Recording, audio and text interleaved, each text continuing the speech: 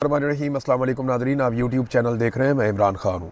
Nadreen, मैं travel कर रहा था, ये जगह अच्छी लगी मुझे तो मैंने सोचा यहाँ बैठ के एक वीलॉग कर लेते हैं। आपके साथ लोकेशन भी आप देख लेंगे, यहाँ नज़ारे भी अच्छे हैं और जो ख़बरें हैं वो तो सारी मुकम्मल हो गई। सारा दिन की रुदात जो चीज़ें हैं वो मैं आपके साथ शेयर कर देता हूँ। सबसे पहले तो ये है कि आज़ाद कश्मीर में जो सूरत हाल है वो जूँ की तू है और वहाँ पर एक जमूत तारी है। जॉइंट अवामी एक्शन कमेटी और इस्टेब्लिशमेंट के नुमाइंदों के बीच में मुज़ाकरात चल रहे हैं, लेकिन वो अभी तक किसी नतीजे पर नहीं पहुंचे। जॉइंट अवामी एक्शन कमेटी को इस वक्त जो ऑफ़र्स की गई है उनमें एक तो ये कहा गया कि जो पुरानी पोजीशन है उसको फौरी तौर पे बहाल कर दिया जाता है, यानी FIRs ख़त्म कर देंगे, जो कलअदम का स्टेटस है वो ख़त्म कर देंगे, 4th शेड्यूल में से नाम निकाल दिए जाएंगे और चीज़ें नॉर्मलाइज हो जाएंगी। फिर इलेक्शन होने दो, इलेक्शन के बाद देखते हैं फिर बाकी चीज़ें क्या करनी है। और क्योंकि आइनी तरमीम के बगैर ये हो नहीं सकता कि जो नशस्तें मुहाजिरीन वाली हैं उनको ख़त्म किया जा सके, लिहाजा आप इंतज़ार करें। पहले ये कहा गया कि जनाब 6 सीटें कर देते हैं, 4 सीटें कर देते हैं, फिर इस बात पे फटा पड़ गया कि जनाब इन सीटों को आप कम तो कर रहे हैं, लेकिन क्या इनके पास वो इख्तियार बाकी रहेगा कि ये वज़ीर-ए-आज़म के इंतखाब में वोट कर सकें। तो इस पर अभी बहस चल रही थी और अब मामला किसी और तरफ निकल गया, क्योंकि इलेक्शन बहुत करीब आ गया है। अब चंद दिन के बाद जो है वो इलेक्शन है, यानी 2 दिन के बाद इलेक्शन है आज़ाद कश्मीर में। जो पहला मरहला है वो होने वाला है इलेक्शन का। अब इसमें आज़ाद कश्मीर के लोग तो बिल्कुल ही इररेलेवेंट हैं। सिक्योरिटी फोर्सेस की बहुत बड़ी तादाद मीरपुर में पहुंचा दी गई है, क्योंकि मीरपुर डिवीज़न में पहला मरहला है इलेक्शन का और शदीद खौफ व हरास और दबाव का माहौल है जिसके अंदर ये इलेक्शन करवाने की कोशिश की जा रही है।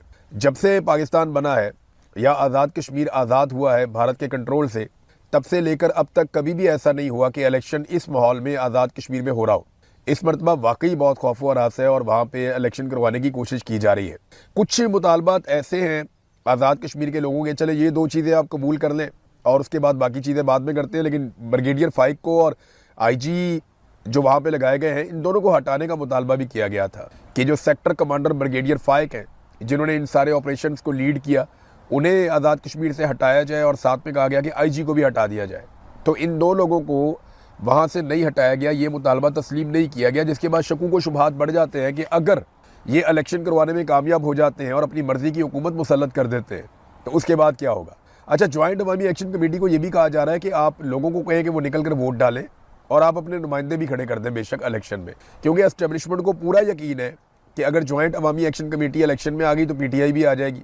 और धांधली का तो पूरा बंदोबस्त किया गया है, फॉर्म 47 जारी करके PTI और जॉइंट अवामी एक्शन कमेटी को फारिग करेंगे और पीपल्स पार्टी और PMLN को एक मिली जुली सरकार वहाँ पे बनाकर दे देंगे दूसरी जमातों के साथ मिलाकर। इस्तेकाम पार्टी को भी जोड़ दिया गया है मुस्लिम कॉन्फ्रेंस के साथ ताकि वो ज़्यादा बेहतर परफॉर्म कर सकें, उनकी सीटें जस्टिफाई हो सकें। तो ये मिलिट्री एस्टेब्लिशमेंट का सारा खेल है जो वहाँ पर खेल रही है। आज़ाद कश्मीर के जो वकला हैं, आज़ाद कश्मीर बार कौंसल, उन्हें बड़ी देर के बाद होश आई है। यानी वकला तो ओवरऑल पाकिस्तान में वकला में करंटी ख़त्म हो गया। जुडिशरी की जो हालत है, जो पाकिस्तान की अदलिया के साथ हो चुका है, वही आज़ाद कश्मीर में भी अदलिया के साथ हो रहा है। वकला वहाँ पे भी उतनी जिम्मेदारी ले रहे हैं जितनी पाकिस्तान में ले रहे हैं। अब आज़ाद कश्मीर की जो बार कौंसल है वो अब खड़ी हो गई और वो ये कह रहे हैं जनाब कि बड़ी ज़्यादती हुई है, इलेक्शन एक ही मरहले में होना चाहिए, ये 3-3 दफ़ा इलेक्शन करवा के अब ज़्यादती कर रहे हैं। देखिए, पूरे पाकिस्तान में जो इलेक्शन है वो एक दिन में हो जाता है, लेकिन आज़ाद कश्मीर के इलेक्शन को 3 मराहिल में करवाने का मकसद क्या है? वजह यह है कि वहाँ पर निज़ाम कंट्रोल में नहीं है, अवाम कंट्रोल में नहीं है और इस इलेक्शन के नतीजे में वो नताइज हासिल करने हैं जो एस्टेब्लिशमेंट चाहती है, तो फिर उनको मरला वाइज करना पड़ेगा, एकदम वो कर नहीं पाएंगे। नाज़रीन, सबसे ज़्यादा जो मैं इंटरेस्टिंग चीज़ देख रहा हूँ ना वो बिलावल के स्टेटमेंट है।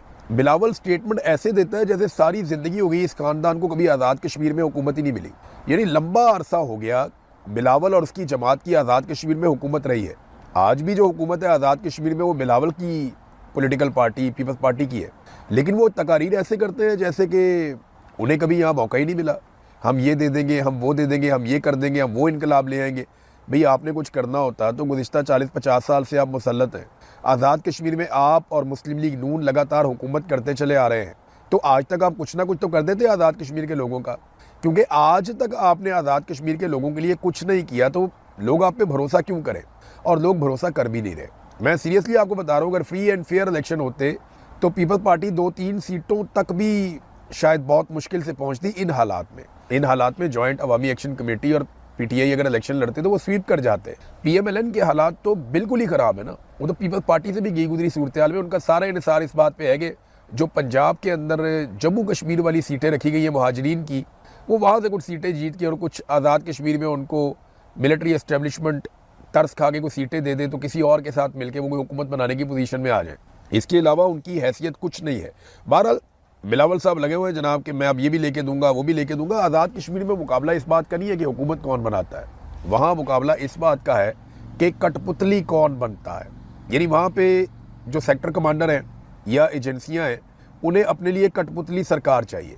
अब वो कठपुतली सरकार के ओहदे पे कौन आकर फायज होता है, कौन अच्छा परफॉर्म करता है, इसके लिए इसका मुकाबला चल रहा है पॉलिटिकल पार्टियों में जूते पॉलिश करने का। PMLN में, पीपल्स पार्टी में, IPP में और उनके साथ मुस्लिम कॉन्फ्रेंस में, ये सारे जूते पॉलिश कर रहे हैं। जो ज़्यादा चमकाएगा उसको ज़्यादा सीटें मिल जाएंगी। इस वक्त तक की सूरत हाल तो नाज़रीन ये है। PMLN के आप काम चेक करें, इन्होंने 10 इलेक्ट्रो बसें रवाना कर दी हैं आज़ाद कश्मीर के लिए। वो कहते हैं मरी पहुँच भी गई है। ये मुझे अच्छी तरह याद है, एक दिन ये सियालकोट वाला जो रोड है ना, इलेक्शन आने वाला था तो हमजा शहबाज ने कहा जी यहाँ पे फ़ौरन जो है बसें चलानी है, आज चलानी है, कल चलानी है, बस 1-2 दिन के अंदर चलानी है आपने। तब हमजा शहबाज के बाद इख्तियार था, तो यहाँ एक इलेक्शन होने जा रहा था। तो उन्होंने कहा जनाब कि अब कैसे बसें चला सकते हैं, खुदा का नाम लें, अब इस रोड के ऊपर ये रोड ही तैयार नहीं है इस बस के लिए, और ये इस बस का ये रूट ही नहीं बनता। उसने कहा भाई बस चला दो, 1 दिन के लिए इलेक्शन के लिए चला दो, इलेक्शन के अगले दिन बेशक बंद कर देना, लेकिन फिलहाल को 10 दिन 5 दिन चला दो इसको। ये जनाब हमजा शहबाज के दफ्तर में जो बंदा काम करता था उसने मुझे बताया, उसने कहा सर ये इतना इलेक्शन के करीब आकर पागल हो जाते हैं कि इन्हें लगता है कि कोई भी चीज़ कहीं पे भी चलानी है ना, इनको अगर कोई ना सड़क के ऊपर जहाज़ चला दें वो भी चला देंगे किराए पे लेके कि इलेक्शन में हमें वोटें पड़ जाए किसी तरह।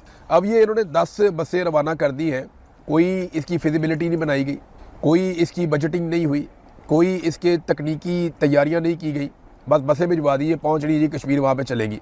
ये तो बादशाहत वाला निज़ाम है ना, किसने ख़रीदी, किसके लिए ख़रीदी, कहाँ से निकाली गई, कहाँ भिजवाई गई, किसकी मलकियत थी, कहाँ पे जाकर चलेंगी, वहाँ चलाने वाला कौन होगा, इसके ऑपरेटर्स कौन होंगे, इसके ड्राइवर जो हैं वो यहाँ पंजाब के हैं, आज़ाद कश्मीर के लोगों को ट्रेनिंग, ये तो लंबा प्रोसीजर होता है। ये तो बादशाह है, यहाँ से उठाई वहाँ पहुँचा दी, ये क्या तरीका है कि यहाँ से बसें उठाई वहाँ पहुँचा दी। और इलेक्शन कमीशन जो है वो इसका कोई नोटिस ही नहीं ले रहा। एक पॉलिटिकल पार्टी इस वक्त इलेक्शन लड़ रही है आज़ाद कश्मीर में, और वही पॉलिटिकल पार्टी बसें भिजवा रही है आज़ाद कश्मीर में कि जनाब ये बसें वहाँ पे चलाएं। तो ये तो वो सरकारी पैसे से, ये किसी के बाप का पैसा तो नहीं है। मरियम नवाज़ को रायमंड के अकाउंटों से निकाल के तो नहीं लाई ना ये हुसैन नवाज़ की बसें हैं, ना हसन नवाज़ की बसें हैं, ना नवाज शरीफ इनका मालिक है।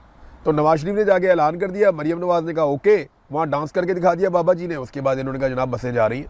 यार ये तो अवाम की बसें हैं ना, तो अवाम के माल को ऐसे खर्च करते हैं ये बादशाह बन के अपने ज़ाती मफाद के लिए, कि कोई बादशाह भी शायद ऐसे कमेंट्रेटर जो बोलने वाले हैं वो न्यूट्रल तजिए नहीं करते। मोहसिन नकवी जिस प्लेयर को कहता है ये मेरा बच्चा है, उसकी गेम उठा देते हैं पकड़ के। ऐसे ऐसे लड़कों को क्रिकेट खिला दी जिन्हें सारी जिंदगी कभी मौका ही नहीं मिलना था।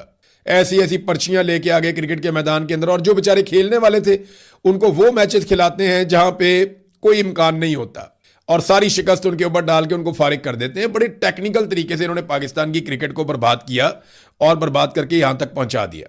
पाकिस्तान के जो अमनो अमान के हालात हैं, मोहसिन नकवी ने कमाल होशियारी के साथ बेड़ा ही गर्क करके रख दिया। आज बलूचिस्तान भी जल रहा है, खैबर पख्तूनख्वा भी जल रहा है, आज पंजाब के जो जनूबी इलाके हैं वहाँ की हालात आपके सामने हैं। अब कश्मीर में चले जाओ, कश्मीर भी जल रहा है। तो ये आग मोहसिन नकवी साहब के होते हुए लगी है, और मोहसिन नकवी साहब की नाअहली और नालायकी की वजह से लगी है। और यही नालायकी है, यही नाअहली है जिसकी वजह से मोहसिन नकवी साहब को हर थोड़े अरसे के बाद कोई ना कोई नया ओहदा या अवार्ड दे दिया जाता है। अब सदारती अवार्ड के लिए भी इनको नामजद कर दिया गया है, तो बहुत ज़रूरी है कि इनको सदारती अवार्ड दिया जाए। और उसके पीछे जो सबसे बड़ी वजह है वो यही है कि जनाब की खिदमात ही बहुत ज़्यादा है। पाकिस्तान का हर शोबे में सत्यानाश हो ही नहीं सकता था अगर मोहसिन नकवी जैसा हीरा वहाँ पे मौजूद ना होता। तो नाज़रीन, पाकिस्तान तहरीक-ए-इंसाफ जैसे जैसे एहतजाज के सिलसिले में आगे कोशिशें कर रही है, इसमें अभी सुहेल अफरीदी साहब कुछ और अजला का खैबर पख्तूनख्वा में दौरा करेंगे, लेकिन मैं आपको अभी भी गारंटी दे रहा हूं वो काम जो इमरान खान ने कहा था वो ये आज भी नहीं कर। मैं आपको लिख के देने के लिए तैयार हूं, ये 1-1.5 लाख से ज्यादा बंदा नहीं निकाल सकेंगे, और इस्लामाबाद में बहुत थोड़े बंदे जाएंगे। मैं लिख के देता हूं आपको। वजह यह है कि सुहेल अफरीदी ने स्ट्रीट मूवमेंट पे काम ही नहीं किया। वो जो इमरान खान साहब ने स्ट्रीट मूवमेंट का कहा था ना, गली मोहल्ला हर नुक्कर हर जगह इनके नुमाइंदे जाने चाहिए थे, हर हर घर तक पैगाम पहुंचना चाहिए था, लोगों की रजिस्ट्रेशन करनी चाहिए थी, बड़े पैमाने पे लोगों को इकट्ठे करते और फिर एक सैलाब इंसानों का लेकर चलते, वो बड़ा शानदार काम हो जाता। मोमेंटम बना हुआ है। लेकिन ये कर क्या रहे हैं? ये करते ये हैं कि जाके किसी एरिया के अंदर थोड़ा सा मेला लगा के आ जाते हैं। अभी ये जहां जाएंगे बतौर वजीर आला जा रहे हैं। इमरान खान की जो हालत है, लोग उससे प्यार करते हैं, लोग निकलेंगे, शोर मचाएंगे, लोग नारे लगाएंगे, सब कुछ करेंगे, लेकिन ग्राउंड पे प्रैक्टिकली ये लोग कुछ भी नहीं कर रहे। क्योंकि मुझे लगता है कि अभी भी इनके दिमाग में ये है कि कोई ना कोई हल निकल आएगा और अदालत 1-2 हफ्ते के अंदर हमें किसी ना किसी किस्म का कोई रिलीफ दे देगी। इमरान खान साहब को हम अस्पताल में शिफ्ट करवा के अपने एहतजाज को मौखर करवा पाएंगे। आगे फिर 1-1.5 महीने के बाद सर्दियां आ जाएंगी, फिर मामला टल जाएगा और फिर हम देखेंगे कि मौसम बहार के बाद क्या करना है, फिर बजट आ जाएगा। तो इसी तरह ये जो है वो साल के बाद 1 साल और पूरा करवा देते हैं कमाल चालाकी के साथ। अचकज़ई साहब ने एक बात की है, बात ठीक है, और उन्होंने कहा जी कि पीटीआई के लोगों को जो है वो अचकज़ई साहब ने आड़े हाथों लिया। उन्होंने कहा कि इमरान खान ने जब कहा एस्टेब्लिशमेंट से बात नहीं करनी तो आप लोग क्यों बात करते हैं? आप लोग कुरान पाक पे हलफ दें, मैं भी हलफ देता हूं कि आइंदा कोई भी बंदा एस्टेब्लिशमेंट से बातचीत नहीं करेगा तो हमारी कामयाबी यकीनी हो जाएगी। और अब तो पीटीआई और तहरीक तहफ़्फ़ुज़ पाकिस्तान और इमरान खान की बहनें, सोशल मीडिया सब एक पेज पे है। अब कोई तकसीम नहीं है, कामयाबी हो सकती है। देखें इसमें ये सिद्दीक जान साहब ने खबर दी है और मामला ठीक है कि अगर ये सारे लोग कुरान पाक पे हलफ दे दे कि हम में से कोई भी एस्टेब्लिशमेंट से, किसी कर्नल से, किसी जनरल से, किसी सेक्टर कमांडर से और किसी ऑफिसर से, किसी ब्रिगेडियर से हम बात नहीं करेंगे, हम उन्हें सियासत के अंदर मुदाखलत नहीं करने देंगे, हम अपने फैसले खुद करेंगे और हम उनसे बात नहीं करेंगे, एंगेजमेंट ज़ीरो कर देंगे, तो क्या होगा? ज़्यादा से ज़्यादा खैबर पख्तूनख्वा में इमरजेंसी लगा देंगे तो खैबर पख्तूनख्वा आग बन जाएगा अगर ये वाहिद हुकूमत भी उनसे छीन ली गई तो। लेकिन अगर ज़्यादा ताख़ीर करते चले जाएंगे, इसी तरह कमज़ोरी दिखाएंगे तो एक दिन इमरजेंसी लग जाएगी और कोई भी नहीं निकलेगा। लोगों को अपने कामों से ही फुर्सत नहीं होगी और लोग इन पे भरोसा ही नहीं करेंगे। ये बात सब अच्छी तरह जानते हैं और यही नतीजा निकलता है जब आप प्लानिंग के साथ नहीं चलते। ये एक और फैसला किया हुकूमत ने और ये फेडरल गवर्नमेंट ने किया कि रावलपिंडी में 6 महीने के लिए फ़ौज तैनात करने का फैसला किया गया है। ये आइन का आर्टिकल है 245, उसके तहत ये सहूलत दी गई। पाकिस्तान की फ़ौज की 3 कंपनियां 6 माह के लिए रावलपिंडी में तैनात रहेंगी। महकमा दाखिला पंजाब ने दरख्वास्त की थी, वफाकी काबीना ने रावलपिंडी में फ़ौज की तैनाती की मंजूरी दे दी है। फ़ौज जो है वो हसास मकामात और अहम शहरों पे सिक्योरिटी के इंतजाम को संभालेगी। अब ये क्यों किया जा रहा है? अगले महीने पाकिस्तान तहरीक इंसाफ ने अपनी एहतजाज की कार्रवाइयाँ करनी है, तो वो पुलिस जो है उसके अंदर वो दमखम नहीं है। पुलिस जो है वो बहुत लड़ी है इससे पहले भी, तो इस मरतबा वो फ़ौज को भी लेकर आ रहे हैं कि फ़ौज की एक डेटरेंस होती है, लोग रुक जाएंगे। लेकिन याद रखिएगा, लोग 40,000 50,000 लोग होंगे तो फिर तो कोई फर्क नहीं पड़ेगा। लेकिन अगर लोग 2-4 लाख 5 लाख 7 लाख लोग 10 लाख लोग, जैसे वो कहते हैं मिलियंस में हम आ जाएंगे, अगर उस तरह लोग निकल आए और वो चल पड़े इस्लामाबाद की जानिब से, तो फौज एक क्या पूरे खित्ते की फौज भी मंगा लेंगे तो वो नहीं लड़ेगी अवाम के साथ। कोई ऐसे पब्लिक के साथ नहीं लड़ता। नादरीन, आपको एक और बड़ी अजीब चीज़ मैं दिखाता हूँ, है बड़ी इंटरेस्टिंग, आप इसको बड़ा इंजॉय करेंगे। आप ये देखें कि शहबाज शरीफ साहब ने कहा कि फील्ड मार्शल के साथ मिलकर, फील्ड मार्शल कौन है? आसिम मुनीर। फील्ड मार्शल के साथ मिलकर शाहराए चमन तामीर कर रहे हैं। कराची से चमन तक N25 की सड़क हम बनाने जा रहे हैं और फील्ड मार्शल के साथ मिलकर, अब सड़कें भी फील्ड मार्शल बनाएगा। आप अंदाजा करें, लड़ाई लड़ने के लिए रखा हमने, तनख्वाह हम देते हैं जंग लड़ने के लिए, भारत से अपना पानी छुड़वाने के लिए, कश्मीर को आज़ाद करवाने के लिए, फ़लस्तीन को एक आज़ाद रियासत बनाने के लिए, पाकिस्तान की सरहदों के तहफ़्फ़ुज़ के लिए, और वो सड़कें बनाने पे लगे हुए हैं। और वज़ीर आज़म बड़े फ़ख्र से कह रहे हैं कि मैं और फील्ड मार्शल मिलके सड़क बना रहे हैं। और वे कहते हैं मैंने और फील्ड मार्शल ने आपस में मशवरा करके फ़ैसला किया कि पेट्रोल की कीमतों के इजाफे को N25 जैसे तरक्याती मनसूबों पर खर्च किया जाए। यानी जो पेट्रोल में अवाम की इन्होंने जेब काटी है ना पूरे पाकिस्तान की, और भाई हम टैक्स देते हैं, पाकिस्तानी टैक्स देते हैं, पाकिस्तानी बार बार पैसा देते हैं, आप पूरी दुनिया से कर्जे लेते हैं। ये एक सड़क भी आप अपने पैसों से नहीं बना सकते, इसके लिए भी अवाम की जेब के ऊपर डकैती मारी गई। और कहते हैं जी वहाँ से जो पैसे हमारे पास इकट्ठे हुए हैं उस पैसे से हम N25 बनाएंगे, यानी कराची से लेकर चमन तक एक सड़क बनाएंगे। तो चमन तक सड़क आप किस लिए लेकर जा रहे हैं? अफगानिस्तान का बॉर्डर तो आपने बंद किया हुआ है, वहाँ तो जो तजारत होती थी वो ख़त्म की हुई है आपने। बॉर्डर खोलें ताकि बेशुमार लोगों का रोज़गार है, वो रोज़गार भी बंद हो गया। आप सिक्योरिटी का बंदोबस्त करें और बॉर्डर खोलें।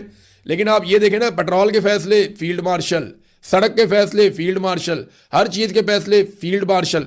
यानी अपने जो इख्तियारात थे सिविलियंस के पास कि फ़ौजियों की तैनातियाँ और मुसल्लह अफवाज के अंदर जहाँ जहाँ पे जो जो थोड़ा बहुत इख्तियार सिविलियन हुकूमतों का था वो सारा सरेंडर कर दिया।